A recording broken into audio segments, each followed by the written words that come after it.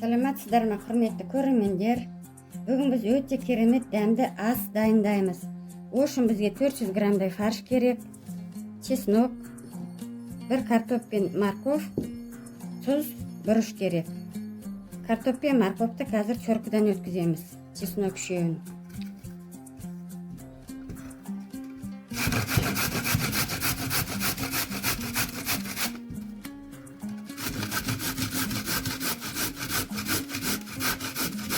Құрметті көрермендер, менің каналыма тіркелгендеріңіз үшін көп рахмет айтамын. Каналым жаңадан ашылып жатыр. Жаңадан көріп жатқан көрермендерге каналыма тіркеліп кетіңіздер, лайк басыңыздар, комментарий жазыңыздар, жасаған тамақтарымыз ұнап жатса. Басқа да видеоларда менімен бірге болыңыздар. Міне осылай бір морковты бірақ өткізіп аламыз.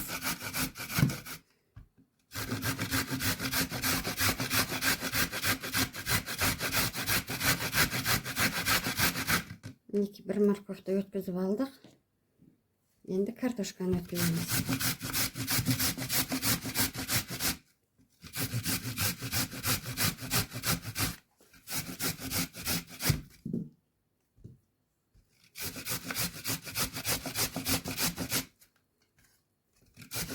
Өте дәмді болады бұл тамақ. Аяғына дейін көріңіздер.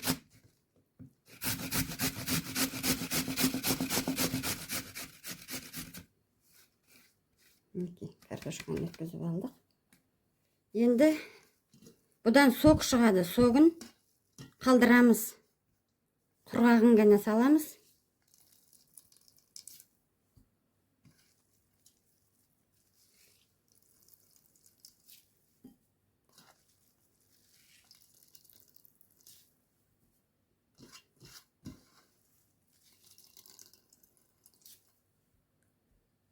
Мінекей осылай құрғағын аламыз. Енді чеснокты өткізіп аламыз. Өткізіп алдым чеснокты. Енді морковымызды қосамыз. Фаршты.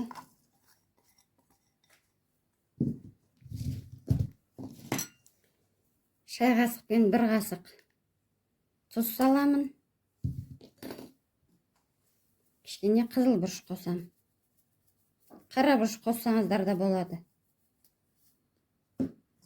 Енді араластырам.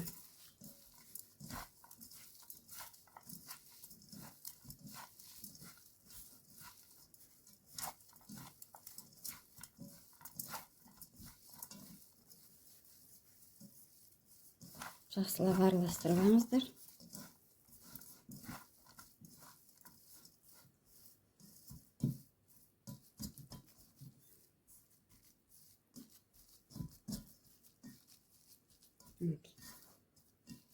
Бір 5-10 минут тұру керек. Тұзы, бұрышы сіңіп.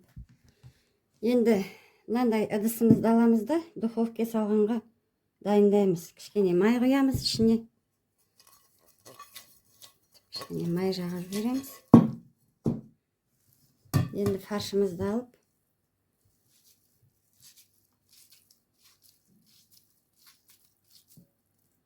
осындай қылып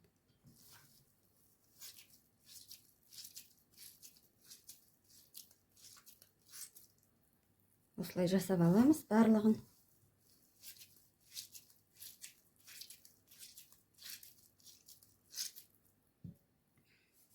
Мінекей менде осындай 5 котлет болды. Енді мынандай стаканмен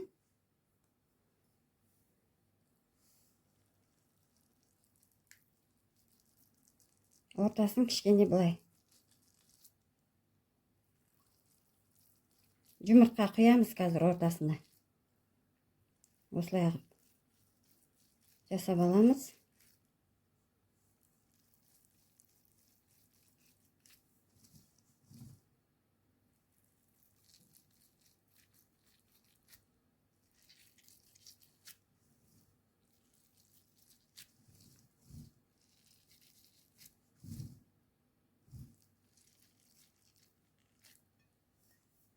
Осылай жасап алдық ортасын. шетін қайтадан былай орнына келтіріп қойсаңыз да болады. Жұмыртқа. Мына ішіне тұру керек жұмыртқа. Енді мына мен жұмыртқаны сарысынан, ағынан бөлек алып алдым сарысын. Енді осының ішіне құямыз. Ағынан алып алдым сары жұмыртқаны жеке. Осылай құямыз. Барлығына осылай құйып шығамыз.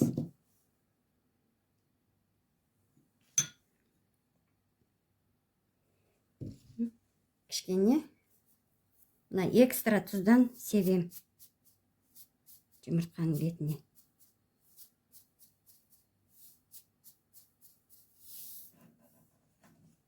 Духовканы қыздырып қойдым 220 градусқа. Енді котлетімізді саламыз. Әркімнің духовкасы әрқалай. Пісқанында қарап тұрасыздар ғой, жарты сағат бола ма, 40 минут бола ма. Енді котлетіміз духовкада пісіп жатыр. Мен осында кішілеу бір пияз алдым. Картоп алдым. Осылай тураймыз. Бұны қуырамыз сковородкаға.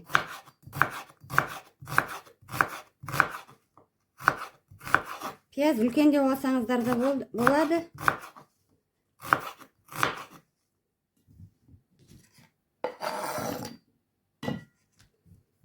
Картопты соломкаға тураймыз.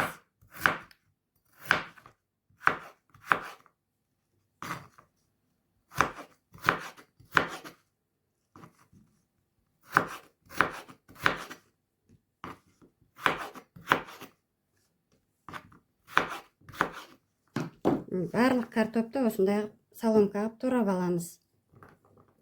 Мінеки картошканың бәрін осындай соломкаға турап алдым. Қазір енді пияз екеуін сковородкаға қуырамыз. Мінеки котлетіміз қуырылып жатыр. Мінеки котлетіміз жарты сағатта пісті духовкада. Енді газымыздың астын тамызамыз. Кішкене май құямыз, картошканы қуырамыз.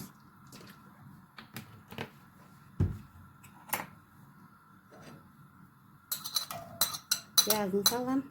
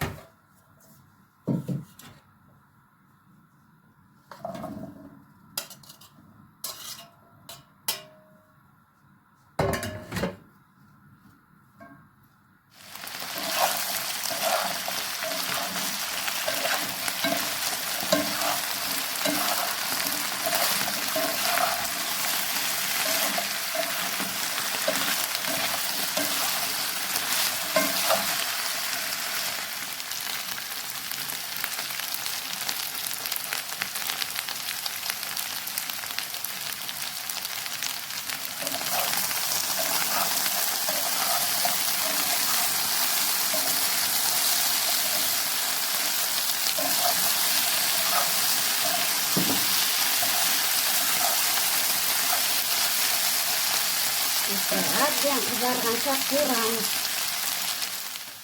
Мінеки картошкамыз қуырылып жатыр.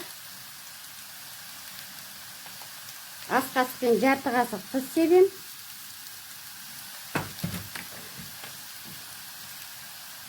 Шай қасықтың ұшымен қара бұрыш салам. Кішкене қызыл бұрыш салам.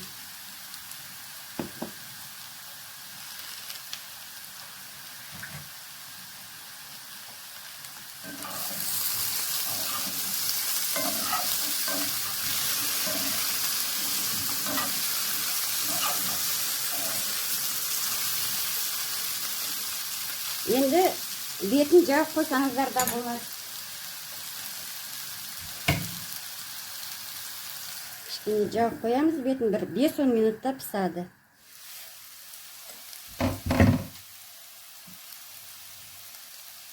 Мінеки картошкамыз пісті.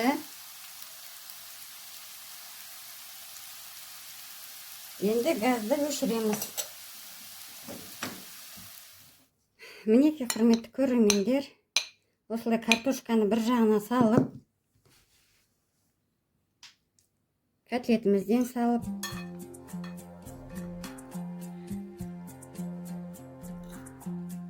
мінекей осылай өте керемет ас дайындап ішіңіздер. Құрметті көрермендер, менің видеоларым ұнап жатса, менің каналыма тіркеліңіздер. Лайк басыңыздар, комментарий жазыңыздар. Керемет болып пісті. Астарыңыз дәмді болсын.